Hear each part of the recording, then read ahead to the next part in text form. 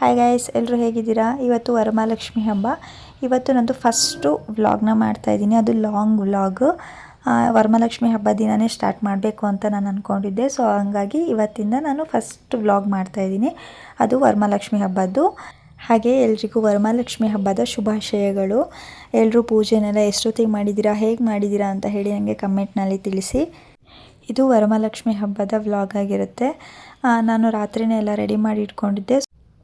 ಪೂಜೆ ಹೇಗಿದ್ರು 6:30 to 6:45 ಒಳಗೆ ಮಾಡಬೇಕು ಅಂತ ಇತ್ತು. ಸೊ ಹಾಗಾಗಿ ನಾನು ಆ ಟೈಮ್ಗೆ ಪೂಜೆಗೆಲ್ಲ ರೆಡಿ ಮಾಡ್ಕೊಳ್ಬೇಕಂತ ಹೇಳಿ ನಾನೊಂದು 5 ಗಂಟೆಗೆ ಹಾಗೆ ಎದ್ಬಿಟ್ಟು ಸ್ನಾನ ಎಲ್ಲ ಮುಗಿಸಿ ಹೊಸಲಿಗೆ ನೀರು ಹಾಕಿ ಹೂವನ್ನೆಲ್ಲ ಮುಡಿಸ್ಬಿಟ್ಟು ದೇವರಿಗೆ ಫಸ್ಟು ನಾನು ಮಾಮೂಲಿ ಪೂಜೆ ಮಾಡೋ ದೇವ್ರದ್ದು ಏನು ಗುಡಿ ಇದೆಯಲ್ಲ ಅಲ್ಲಿ ಪೂಜೆ ಎಲ್ಲ ಹೂವನ್ನೆಲ್ಲ ಮುಡಿಸ್ಬಿಟ್ಟು ಪೂಜೆಗೆ ರೆಡಿ ಮಾಡಿಕೊಂಡೆ. ನೆಕ್ಸ್ಟು ಇಲ್ಲಿಗೂ ಕೂಡ ಹೂವನ್ನೆಲ್ಲ ಹಾಕ್ಕೊಂಡ್ಬಿಟ್ಟು ಚೆನ್ನಾಗಿ ಡೆಕೋರೇಷನ್ ಮಾಡ್ಕೊಳ್ತಾ ಇದ್ದೀನಿ. ತುಂಬ ಗ್ರ್ಯಾಂಡ್ ಅಂತ ಏನಿಲ್ಲ, ಮನೇಲಿ ಏನೇನು ಸಿಗುತ್ತೆ ಅಂದರೆ ಸಿಂಪಲಾಗಿ ಹೊರಗಡೆ ಏನು ಸಿಗುತ್ತೆ ಅದನ್ನು ಮಾತ್ರ ತಂದು ಮಾಡ್ತಾಯಿದ್ದೀನಿ. ಯಾಕಂದರೆ ಊರಲ್ಲಿ ಅತ್ತೆನೂ ಕೂಡ ವರಮಹಾಲಕ್ಷ್ಮಿ ಮಾಡ್ತಾರೆ. ಸೊ ಎರಡೆರಡು ಕಡೆ ಬೇಡ ಅಂತ ಹೇಳಿ ಇಲ್ಲಿ ಸಿಂಪಲಾಗಿ ಮಾಡ್ತಾಯಿದ್ದೀನಿ. ಮಾಮೂಲಿ ಶುಕ್ರವಾರ ಹೇಗೆ ಮಾಡ್ತಿದ್ದೋ ಅದಕ್ಕೆ ಅದೇ ಥರ ಈ ಸತಿ ಹೊರಗಡೆ ಟೇಬಲ್ ಮೇಲೆ ದೇವ್ರದ್ದು ಪೀಠ ಏನಿದೆಯಲ್ಲ ಅಲ್ಲಿ ಕೂರಿಸಿಲ್ಲ. ಈ ಸತಿ ಹೊರಗಡೆ ಟೇಬಲ್ ಮೇಲೆ ಕೂರಿಸಿದ್ದೀನಿ. ನನಗೆ ಹೆಲ್ಪ್ ಮಾಡೋಕ್ಕೆ ನನ್ನ ಆಂಟಿ ಮಗಳು ಕೂಡ ಇದ್ಲು. ಅವಳು ಇವಾಗ ರಜೆ ಇದೆ ಅಂತ ಹೇಳಿ ನಮ್ಮ ಮನೆಗೆ ಬಂದಿದ್ಲು. ಅವಳು ಎಲ್ಲ ಸ್ವಲ್ಪ ಹೆಲ್ಪ್ ಮಾಡಿದ್ಲು. ಅವಳನ್ನ ಎಬ್ಬಿಸಿ ಸ್ನಾನಕ್ಕೆ ಕಳಿಸ್ದೆ. ಸೊ ನಾನೆಲ್ಲ ರೆಡಿ ಮಾಡ್ಕೊಳ್ತಾ ಇದ್ದೀನಿ. ನೋಡಿ, ಈ ಥರ ರೆಡಿ ಮಾಡ್ಕೊಂಡಿದ್ದೆ. ಇನ್ನೂ ಸ್ವಲ್ಪ ಹೂವನ್ನೆಲ್ಲ ಮುಡ್ಸೋಕ್ಕಿದೆ, ಅದನ್ನ ನಿಧಾನಕ್ಕೆಲ್ಲ ಮುಡಿಸ್ಕೊಳ್ತಾ ಇದ್ದೀನಿ.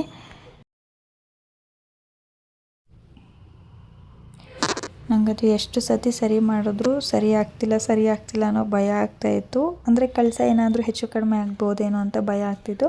ಸೊ ಅದನ್ನೇ ಒಂದು ಸತಿ ಮತ್ತೆ ರೆಡಿ ಮಾಡ್ಕೊಳ್ತಾ ಇದ್ದೆ. ಕೊನೆಗೂ ಎಲ್ಲ ರೆಡಿ ಮಾಡಿಕೊಂಡು ನಮ್ಮ ಮನೆ ವರಮಹಾಲಕ್ಷ್ಮಿನ ನಾವು ರೆಡಿ ಮಾಡಿ ಆಯಿತು. ಇವಾಗ ಅದೇ ಧೂಪ ಹಾಕೋಕ್ಕೆ ಏನಿರ್ತಾರಲ್ಲ ಅದನ್ನು ಅದನ್ನು ಹಚ್ಚಿಡ್ತಾ ಇದ್ದೀನಿ. ಅದು ಮನೆಯೆಲ್ಲ ಚೆನ್ನಾಗಿ ಸ್ಮೆಲ್ ಕೊಡುತ್ತೆ, ಹಾಗೆ ಪೂಜೆಗೆ ತುಂಬ ಒಳ್ಳೆಯದು ಅಂತ ಹೇಳಿ ಹಾಕಿಡ್ತಾ ಇದ್ದೀನಿ. ಫಸ್ಟಿಗೆ ನಾನು ಹೂವೆಲ್ಲ ರೆಡಿ ಮಾಡೋಕ್ಕೂ ಮುಂಚೆ ಕಳಸದೊಳಗಡೆ 5 ಬಾದಾಮಿ, 5 ಗೋಡಂಬಿ, ಹಾಗೆ 5 ಅಡಿಕೆ ಮತ್ತು 5 ಕಾಯಿನ ಹಾಕಿ ಇಟ್ಕೊಂಡಿದ್ದೀನಿ. ಮತ್ತು 1 ಕೆಂಪು ಹೂವನ್ನ ಹಾಕಿ ಅದ್ರ ಮೇಲೆ ನೀರು ಹಾಕಿ ಸ್ವಲ್ಪ ಅಕ್ಷತೆ ಮತ್ತು ಅರಿಶಿನ ಕುಂಕುಮನ ಹಾಕಿ ಅದ್ರ ಮೇಲೆ ಕಾಯಿ ಹಾಕಿ ಮುಖವಾಡ ಹಾಕಿರೋದು. ನಾನು ಅದನ್ನು ಫಸ್ಟಿಗೆ ಹೇಳೋಕ್ಕೆ ಮರ್ತೋಯ್ತು. ಸೊ ಇವಾಗ ಹೇಳ್ತಾ ಇದ್ದೀನಿ. ಆಮೇಲೆ ಎಲ್ಲ ಡೆಕೋರೇಷನ್ ಮಾಡ್ಕೊಂಡಿದ್ದು ಅನ್ನ ಹಾಕೋದ್ರಿಂದ ತುಂಬ ಒಳ್ಳೆಯದು ಅಂತ ಹೇಳ್ತಾರೆ. ಸೊ ಹಾಗಾಗಿ ಹಾಕಿಟ್ಟಿದ್ದೀನಿ ನಾನು. ನನ್ನಿಂದ ಎಷ್ಟು ಸಾಧ್ಯನೋ ಅಷ್ಟು ಚೆನ್ನಾಗಿ ಮಾಡೋಕ್ಕೆ ಟ್ರೈ ಮಾಡಿದ್ದೀನಿ. ದೇವ್ರ ಪೂಜೆ ಅಥವಾ ದೇವರ ಅಲಂಕಾರ ಇರ್ಬೋದು, ಪ್ರಿಪ್ರೇಷನ್ಸ್ ಏನಿರ್ಬೋದು ಅದನ್ನೆಲ್ಲ.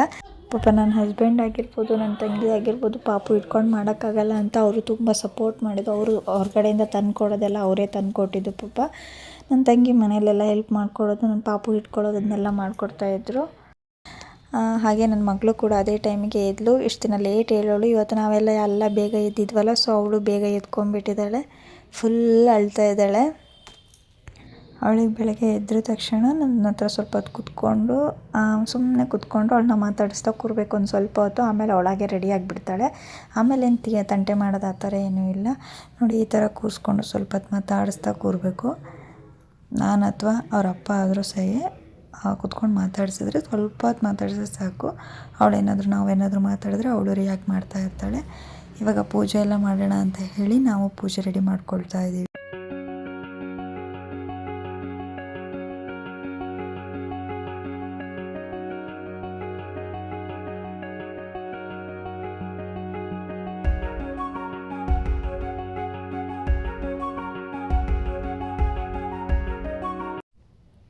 ನಾನು ಮಾಡಿರೋ ಪೂಜೆಯಲ್ಲಿ ಏನಾದರೂ ಮಿಸ್ಟೇಕ್ ಇದ್ದರೆ ಅದನ್ನು ಕೂಡ ಕಮೆಂಟ್ ಬಾಕ್ಸ್ನಲ್ಲಿ ತಿಳಿಸಿ. ನೆಕ್ಸ್ಟ್ ಟೈಮ್ ಮಾಡುವಾಗ ಅದನ್ನು ತಿದ್ಕೋಬೋದು.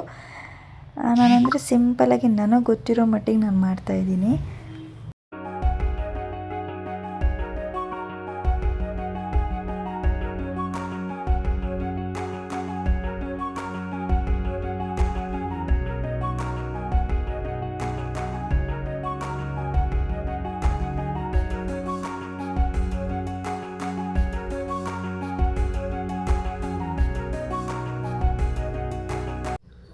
ನನ್ನ ಮಗಳು ಕೂಡ ನಿಂತ್ಕೊಂಡು ನೋಡ್ತಾ ಇದ್ದಾಳೆ. ನಾನು ಅರಿಶಿನ ಕುಂಕುಮ ಎಲ್ಲ ಹಚ್ಕೊತಾ ಇದ್ನಲ್ಲ, ಅವಳಿಗೂ ಬೇಕು. ನಾನು ಯಾವಾಗಲೂ ಹೊಸಲು ತೊಳೆಯೋ ಟೈಮಲ್ಲಿ ನನಗೂ ಬೇಕು ಅಂತ ಅವಳಾಗೆ ಬಂದು ಅರಿಶಿನ ಮತ್ತು ಕುಂಕುಮನ ಇಟ್ಕೊತಾ ಇದ್ಲು. ಇವತ್ತು ನಾನು ಇಟ್ಕೋಬೇಕಲ್ಲ, ನನ್ನ ಕೈಗೆ ಸಿಗ್ತಾ ಇಲ್ಲ ಅನ್ನೋ ಥರ ನೋಡ್ತಾ ಇದ್ದಾಳೆ.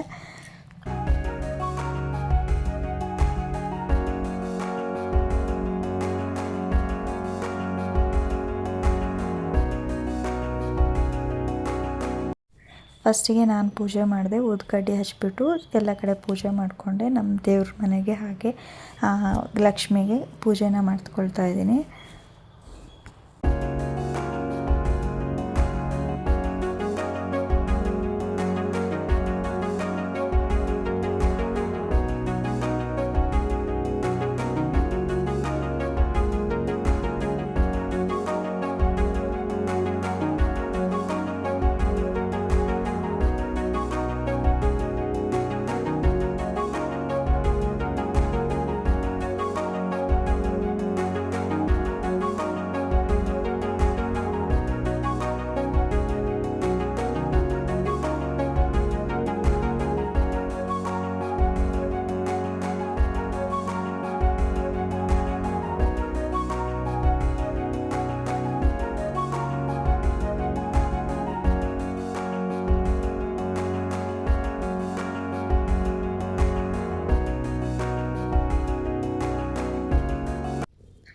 ನೆಕ್ಸ್ಟು ನಮ್ಮ ಮನೆಯವರು ಸ್ನಾನ ಎಲ್ಲ ಮುಗಿಸಿ ರೆಡಿಯಾಗಿ ಬಂದರು.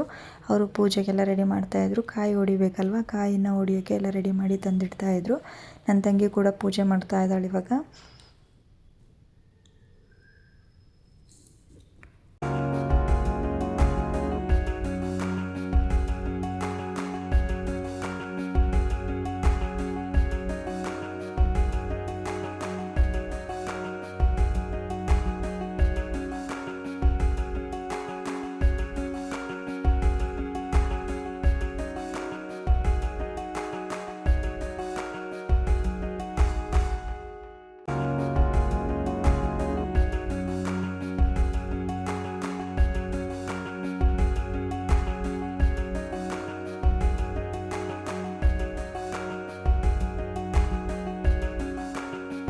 ನಮ್ಮ ಮನೆಯವರು ಈಗ ಪೂಜೆ ಮಾಡೋಕ್ಕೋಸ್ಕರ ನಾನು ಫಸ್ಟಿಗೆ ಕೈಗೆ ಅದು ಅರ್ಶಿನದ ದಾರ ಮಾಡಿರ್ತೀವಲ್ಲ, ಹೂ ಹಾಕಿ ಅದನ್ನು ಕಟ್ತಾಯಿದ್ದೀನಿ. ನಾವು ಪೂಜೆಗಿಂತ ಸ್ಟಾರ್ಟಿಂಗೇ ಕಟ್ಕೊಂಡಿದ್ವಿ. ಇವರಿಗೆ ಇವಾಗ ಪೂಜೆ ಮಾಡಲಿ ಅಂತ ಹೇಳಿ ಕೈಗೆ ಕಟ್ತಾಯಿದ್ದೀನಿ.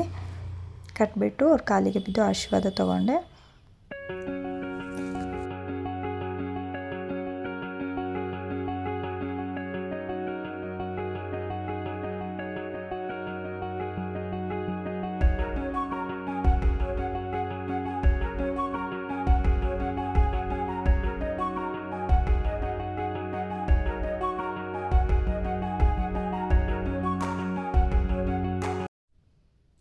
ನನ್ನ ಹಸ್ಬೆಂಡ್ ಕೂಡ ಈಗ ಊದ್ಕಡ್ಡಿನ ಹಚ್ಬಿಟ್ಟು ಪೂಜೆ ಮಾಡಿಬಿಟ್ಟು ಕಾಯಿ ಏನು ತಂದಿಟ್ಟಿದ್ರಲ್ಲ ಅದನ್ನು ಒಡೆದು ನೆಕ್ಸ್ಟು ಮಂಗಳಾರತಿ ಮಾಡಿಬಿಟ್ಟು ಪೂಜೆ ಮಾಡಿದ್ವಿ.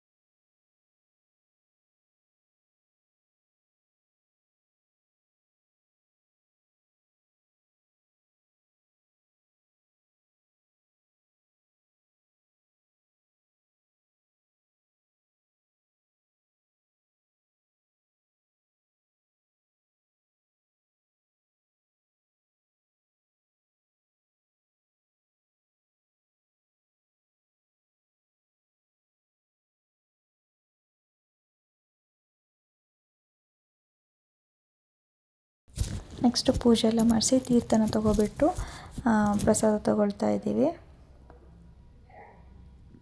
ಇವಾಗ ಎಡೆ ಏನು ದೇವ್ರಿಗೆ ಏನು ಪ್ರಸಾದ ಇಡಬೇಕಲ್ವ, ಸೊ ಅದಕ್ಕೆ ಫಸ್ಟ್ ಪೂಜೆ ಮುಗಿಸ್ಕೊಂಬಿಟ್ಟೆ ನಾನು.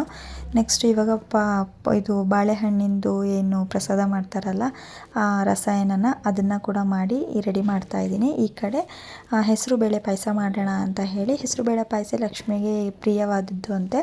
ಸೊ ಹಾಗಾಗಿ ಹೆಸರು ಬೇಳೆ ಪಾಯಸ ಮಾಡೋಣ ಅಂತ ಹೇಳಿ ಆ ಹೆಸರು ಬೇಳೆನ ಹುರ್ಕೊಳ್ತಾ ಇದ್ದೀನಿ. ನಾನು ಇದಕ್ಕೆ 2 ಕಪ್ ಆಗೋಷ್ಟು ಹೆಸರು ಬೇಳೆನ ಹಾಕ್ಕೊಳ್ತಾ ಇದ್ದೀನಿ.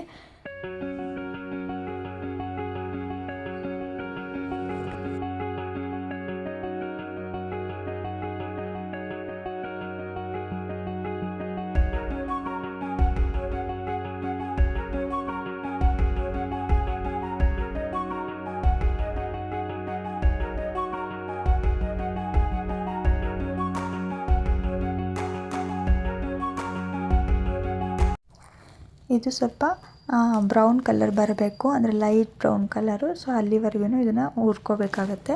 ಹುರ್ಕೊಂಬಿಟ್ಟು ಇದನ್ನು ತೊಳೆದು ವಾಶ್ ಮಾಡಿಬಿಟ್ಟು ಒಂದು 2 ಸತಿ ವಾಶ್ ಮಾಡಿ, ಯಾಕಂದರೆ ಬೇಳೆನ ಹಾಗೆ ಹಾಕೋದು ಸರಿಯಾಗಲ್ಲ. ಸೊ ಅದನ್ನು ಒಂದು 2 ಸತಿ ವಾಶ್ ಮಾಡ್ಕೊಂಬಿಟ್ಟು ಕುಕ್ಕರಿಗೆ ಹಾಕ್ಕೊಳ್ತೀನಿ.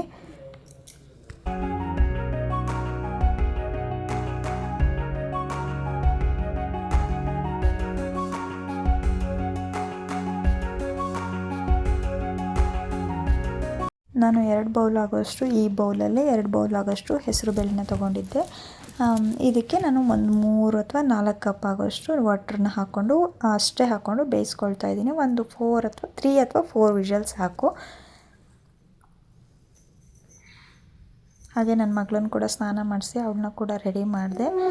ಹೊಸದೇನು ಡ್ರೆಸ್ ಅವಳಿಗೇನು ತಂದಿರಲಿಲ್ಲ, ಇರೋದೇ ಇದ್ದದಲ್ಲೇ ಹಾಕ್ತಾಯಿದ್ದೀನಿ. ಒಂದು ಡ್ರೆಸ್ ಇತ್ತು ಅದನ್ನೇ ಹಾಕೋಣ ಅಂತ ಹೇಳಿ ಹಾಕ್ತಾಯಿದ್ದೀನಿ. ಅವಳು ನಾನು ಪೂಜೆ ಮಾಡಬೇಕು ಅಂತ ಹೇಳ್ತಾಯಿದ್ಲು. ಸೊ ಅಂದರೆ ಹೇಳೋದಂದರೆ ಅವಳು ತೋರಿಸ್ತಾ ಇದ್ಲು.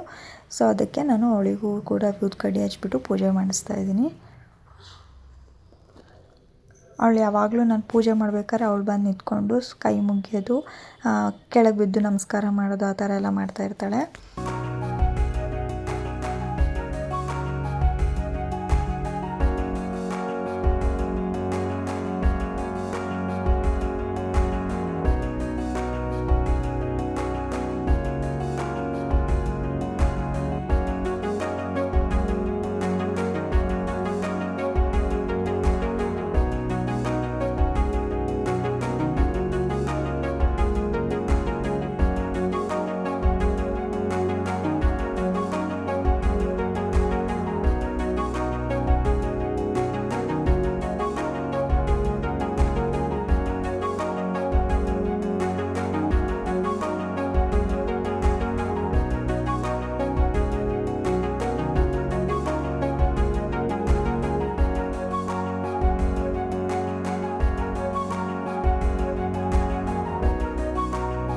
ಹಾಗೆ ನನ್ನ ಮಗಳದು ಪೂಜೆ ಎಲ್ಲ ಮಾಡಿಸೋ ಅಷ್ಟೊತ್ತಿಗೆ ಹೆಸರುಬೇಳೆ ಕೂಡ ಬೆಂದಿಯಾಗಿತ್ತು. ಅದು 3 ವಿಷಲ್ಸ್ ಸಾಕು ಅಂತ ಹೇಳಿ. ಸೊ ಇದು ಬೆಂದಿದೆ, ಸ್ವಲ್ಪನೇ ಎತ್ತಿಟ್ಕೊಂಡ್ಬಿಟ್ಟು ಇಷ್ಟು ಬೇಡ ಅಂತ ಹೇಳಿ ಇದಕ್ಕೆ ನಾನು ಬೆಲ್ಲನ ಕರಗೋಕ್ಕೆ ಆಲ್ರೆಡಿ ಇಟ್ಕೊಂಡಿದ್ದೆ. ಬೆಲ್ಲನೂ ಅದನ್ನು ಸೋಸ್ಕೊಂಡ್ಬಿಟ್ಟು ಹಾಕಿ ಅದನ್ನು ಕೂಡ ಕುದಿಯೋಕ್ಕೆ ಇಟ್ಟೆ. ಹಾಗೆ ಪಕ್ಕದ ಮನೆಯವಳು, ಇವಳು ನಿಷ್ಠ ಅಂತ ಹೇಳಿ ನನ್ನ ಮಗಳು ಫ್ರೆಂಡ್ ಅನ್ನೋದಕ್ಕಿಂತ ದೀದಿ ಅಂತ ಹೇಳ್ತಾ ಇರ್ತಾಳೆ ಯಾವಾಗಲೂ. ಅವರು ಹಿಂದಿಯವರು, ಅವರಿಗೂ ತುಂಬ ಇಂಟ್ರೆಸ್ಟ್. ವರಮಹಾಲಕ್ಷ್ಮಿ ನೀವು ಮಾಡ್ತೀರಾ ಅಂತ ನನಗೆ ತುಂಬ ದಿನದಿಂದ ಕೇಳ್ತಾಯಿದ್ರು. ಸೊ ಹೌದು ಅಂತ ಅವಳಿಗೂ ಸ್ಕೂಲ್ ರಜೆ ಇತ್ತು. ಅವಳು ಬೆಳಗ್ಗೆ ಬೇಗನೆ ಎದ್ದಿದ್ದಾಳೆ. ಪೂಜೆ ಆಯಿತು ಅಂತ ಹೇಳಿದ್ದಕ್ಕೆ ಸುಮ್ಮನೆ ತಮಾಷೆ ಮಾಡಿದ್ವಿ. ಅವಳು ಅದಕ್ಕೆ ಜೋರಾಗಿ ಅಳ್ತಾ ಇದ್ಲು. ಇಲ್ಲ ಪೂಜೆ ಆಗಿಲ್ಲ, ನೀನು ಸ್ನಾನ ಮಾಡ್ಕೊಂಬಾ ಅಂತ ಹೇಳಿ ಕಳಿಸಿ ಅವಳು ಕೂಡ ಬೇಗ ಬಂದಳು. ಹಾಗೆ ಅವ್ರ ಅಮ್ಮ ಕೂಡ ಬಂದಿದ್ದರು. ಅವರಿಗೂ ಗೊತ್ತಿಲ್ಲ ಹೇಗೆಲ್ಲ ಅರ್ಶಿನ ಇಟ್ಕೋಬೇಕು ಅಂತ ಹೇಳಿ ಕೇಳಿ ಇಟ್ಕೊಳ್ತಾ ಇದ್ರು. ಪಾಪ ಅವರಿಗೂ ತುಂಬ ಇಂಟ್ರೆಸ್ಟ್ ಇದೆ ಪೂಜೆ ಎಲ್ಲ. ಅಂದರೆ ಒಬ್ಬೊಬ್ಬರು ಒಂದೊಂದು ಕಡೆ ಒಂದೊಂದು ಥರ ಪೂಜೆಗಳಿರ್ತಾವಲ್ಲ, ಸೊ ಹಾಗಾಗಿ ಅದು ಗೊತ್ತಿರಲ್ಲ. ಇವರಿಗೂ ನಾನು ತೀರ್ಥ ಅರ್ಶಿನ ಕುಂಕುಮ ಎಲ್ಲ ಕೊಟ್ಬಿಟ್ಟು ಅವರಿಗೂ ಪ್ರಸಾದ ಎಲ್ಲ ಕೊಟ್ಟು ಅವರು ಹೋದರು.